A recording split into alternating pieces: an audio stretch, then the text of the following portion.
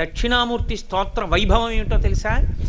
ఏల్నాటి శనిలో ఉన్నవాడు, శని వక్రించిన వాడు కూడా బెంగపెట్టుకోక్కర్లా. శని వక్రించడం అంటే శని ఆ రాశిలోంచి ఇంకో రాశిలోకి వెళ్ళి వెనక్కి వస్తూ ఉంటాడు. తులారాశిలోంచి కన్యారాశిలోకి వెళ్ళి కన్యారాశిలోంచి తులారాశిలోకి వస్తాడు. అలా వక్రిస్తే ఆరోగ్యం దెబ్బతింటుంది, చాలా ఇబ్బంది పడతాడు ఆరోగ్యం విషయంలో.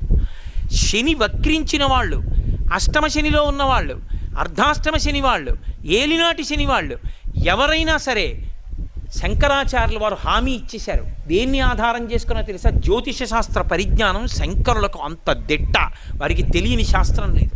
వారు అపర శంకరులు. కాలడి శంకరుడు, కామకోటి శంకరుడు, కాలడి శంకరుడు, శృంగేరి శంకరుడు.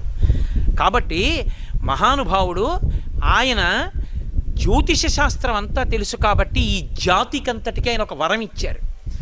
మీకు ఏ గ్రహం, ఏ పాపగ్రహం జాతకంలో బాధ పెడుతుండనివ్వండి,